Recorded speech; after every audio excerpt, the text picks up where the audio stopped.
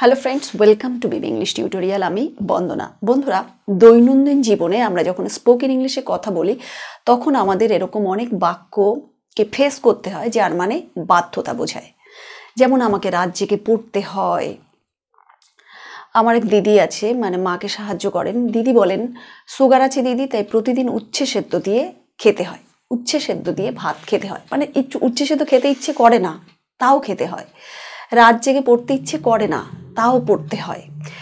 তারপরে যেমন আমার স্টুডেন্টের মা এসে বলছিলেন যে তোমার দাদাকে না প্রতিদিন মাঝরাতে জেগে কলকাতায় যেতে হয়। এই যে কলকাতা কর্মসূত্রে যেতে হয়, খেতে হয়, পড়তে হয়। এই যে বাধ্যতা, মানে ইচ্ছে করছে না তাও আমাকে এই কাজটা করতে হয়, এরকম যদি বোঝায় তাহলে ইংলিশে একটা পদ্ধতি আছে, একটা সহজ নিয়ম আছে। সেই সহজ নিয়মে কিন্তু আমরা এই ধরনের বাক্য হাজার হাজার গঠন করতে পারি এবং সেটাকে আমাদের স্পোকেন ইংলিশের ক্ষেত্রে বা রিটেন ইংলিশের ক্ষেত্রেও ব্যবহার করতে পারি।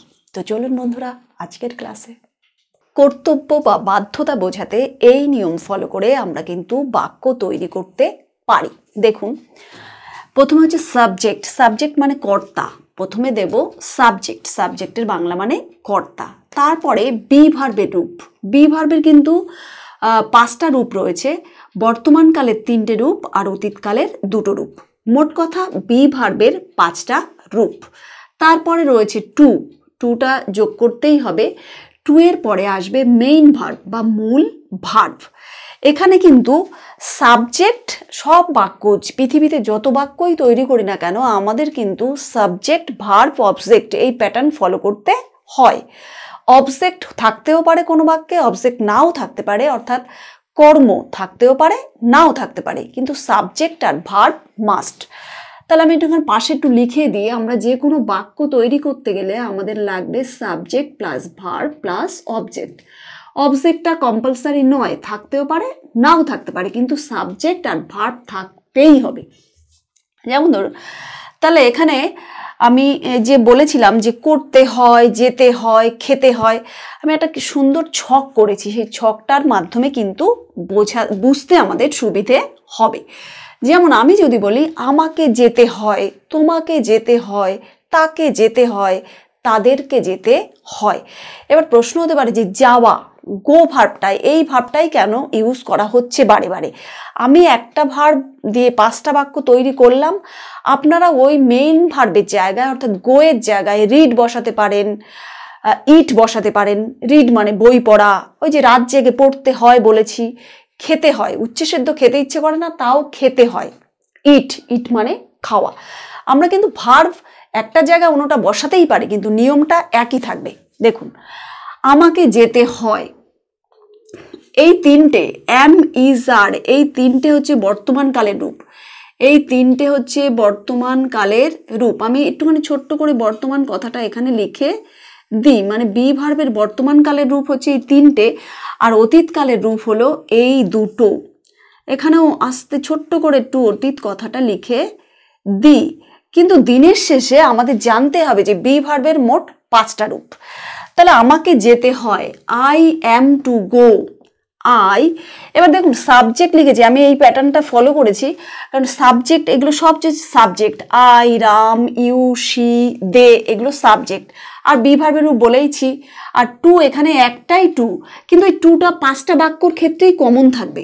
এটা কিন্তু 5টা বাক্যর ক্ষেত্রেই টুটা কমন থাকবে। তারপরে মূল ভার্ব গো। আমি বলেছি গো এর জায়গা আপনারা রিড বসাতে পারেন। গো এর জায়গা কেউ যদি চায় সে রিড বসাতে পারে। রিড মানে বই পড়তে হয়। কেউ যদি ইট মানে খেতে হয়, ওই যে উচ্চ সিদ্ধ খাওয়া, খেতে হয়।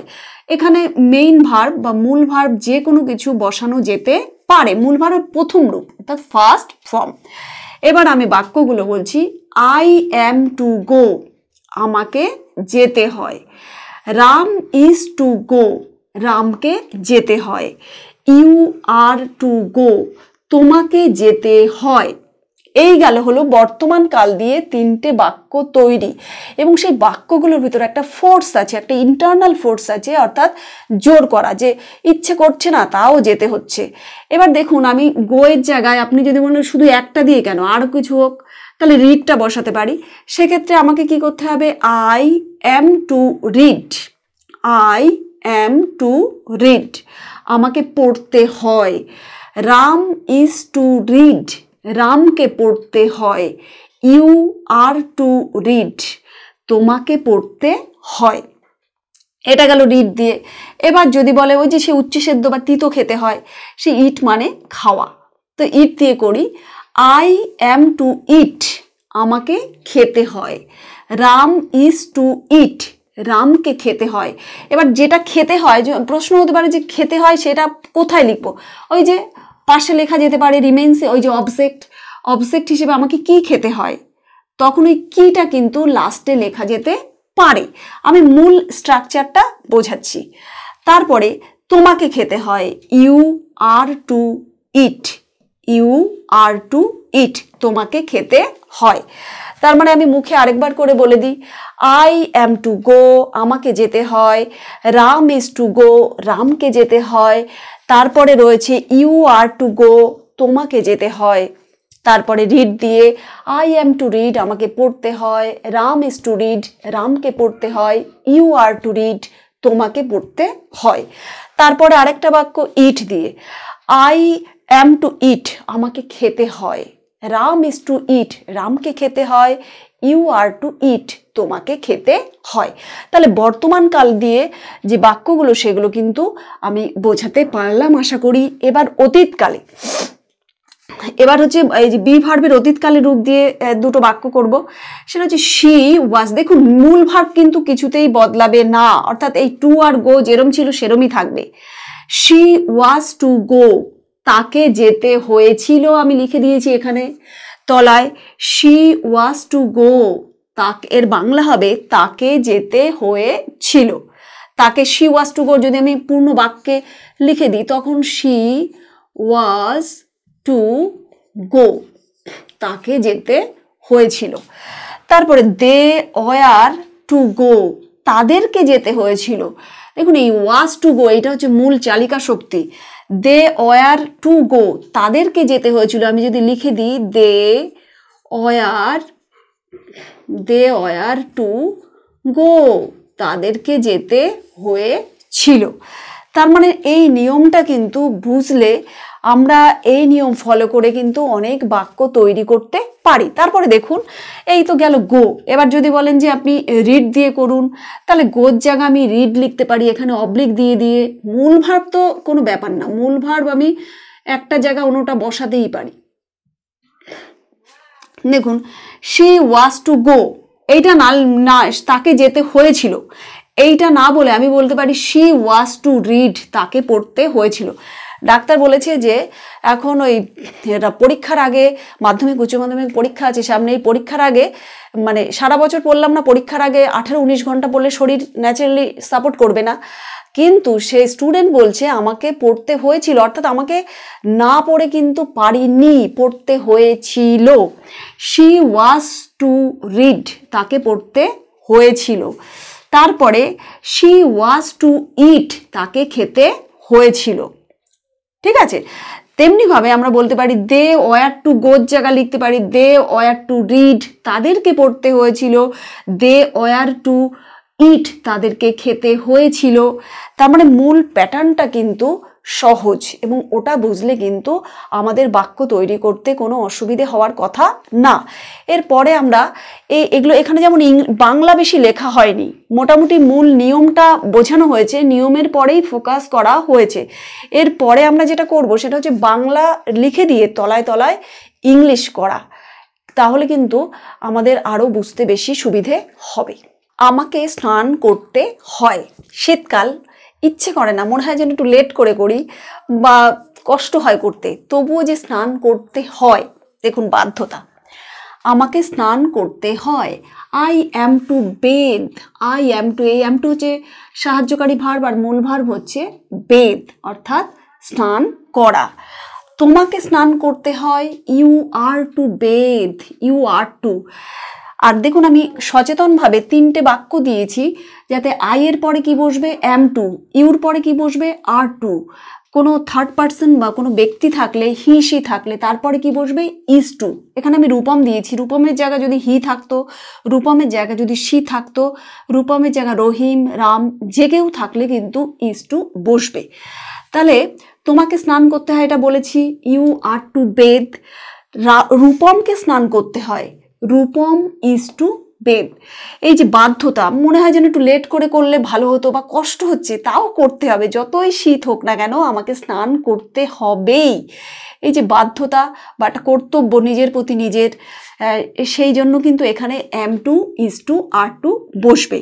তারপরে দেখুন, আমাকে প্রতিদিন ব্যায়াম করতে হয়, আমাকে প্রতিদিন ব্যায়াম করতে হয়, এখানে হচ্ছে এভরিডে মানে প্রতিদিন, এভরিডে একটা অ্যাডজেক্টিভ, এভরিডে প্রতিদিন। I am to do exercise, ওই যে অ্যাম টু মানে এখানে সাহায্যকারী ভার্ব আর মূল ভার্ব হচ্ছে ডু। ওই যে আই রয়েছে সেই জন্য আয়ের পরে এখানে যেমন অ্যাম টু বসেছে, এখানেও কিন্তু অ্যাম টু বসবে, আই রয়েছে তাই। তাহলে আমাকে প্রতিদিন ব্যায়াম করতে হয়, কি হবে? Every day I am to do exercise. রিম্পাকে প্রতিদিন হাঁটতে হয়, রিম্পা একটি মেয়ে, তাকে প্রতিদিন হাঁটতে হয়। অ্যাকচুয়ালি আমাকে হাঁটতে হয়, বা আমি চাই যে সবাই হাঁটুক, তাহলে শরীর সুস্থ থাকবে। রিম্পাকে প্রতিদিন হাঁটতে হয়, তাহলে রিম্পা ইজ টু, ওই যে বলেছি রূপম, হি সি, রিম্পা, রহিম যাই থাকুক না কেন সেখানে তারপরে কিন্তু ইজ টু কথাটা বসবে। তাহলে Rimpa is to walk every day. এবার কেউ প্রশ্ন করতে পারে যে এভরিডেটা এখানে আগে বসিয়েছেন এখানে পরে। এভরিডে একটা অ্যাডজেক্টিভ, একে আমরা প্রথমেও রাখতে পারি, বাক্যের শেষেও রাখতে পারি। এই তো গেল am is are, am is are, অর্থাৎ বর্তমানকালে বি ভার্বের বর্তমান কাল দিয়ে কিছু বাক্য বোঝানো হলো। এইবার আমরা অতীতকাল, অর্থাৎ এরকম বাক্য যে আমাকে স্নান করতে হয়েছিল। অনেকে বলতে পারে যে তুই দক্ষিণেশ্বরে গেছিস বা ওখানে বেলুর মঠের ওখানে স্নান করতে প্রচণ্ড শীত, কী করে স্নান করলি? বলো বন্ধু বান্ধবীরা সবাই গঙ্গায় স্নান করছিল, তো আমিও করেছিলাম। ওই যে করতে হয়েছিল, বাধ্যতা। তাহলে আমাকে স্নান করতে হয়েছিল, তোমাকে স্নান করতে হয়েছিল। এই অতীতকাল অর্থাৎ বি ভার্বের অতীতকাল, ওয়াজ ওয়ার, এই দুটো দিয়ে কিছু বাক্য করানোর পরে কিন্তু আমরা আমাদের ক্লাস শেষ করব। আমাকে মেকআপ করতে হয়েছিল। দেখুন, মানে এটা যেন পছন্দ করি না মেকআপ, তাও আমাকে করতে হয়েছিল, না হলে হবে না, করতে হবে। তাই এখানে কি হবে? I was to. এর আগে বি ভার্বের বর্তমানকালে রূপে যেমন am to, is to, are to বসেছে, তেমনিভাবে বি ভার্বের অতীতকালে আমাকে বসাতে হবে ওয়াজ টু, অর্থাৎ করতে হয়েছিল। করতে হয়েছিল মানে ওয়াজ টু ডু। তারপরে মানে সাহায্যকারী ভার্ব ওয়াজ টু বসবে আর মূল ভার্ব হিসেবে ডু থাকছে। তন্ময়কে রান্না করতে হয়েছিল। তন্ময় জীবনেও রান্না করে না, সেই তন্ময়কেও রান্না করতে হয়েছিল অবস্থার ফেরে। মানে এই বাড়িতে না রান্না করলে না খেয়ে থাকতে হবে, সেই জন্য তন্ময়কে রান্না করতে হয়েছিল। তাই দেখুন এখানে কি হবে? তন্ময় ওয়াজ টু কুক, কুক মানে রান্না করা। এই যে রান্না করতে হয়েছিল, ওই যে বলেছি বাধ্যতা, কর্তব্য বা বাধ্যতা বোঝাতে, ওয়াজ টু কুক।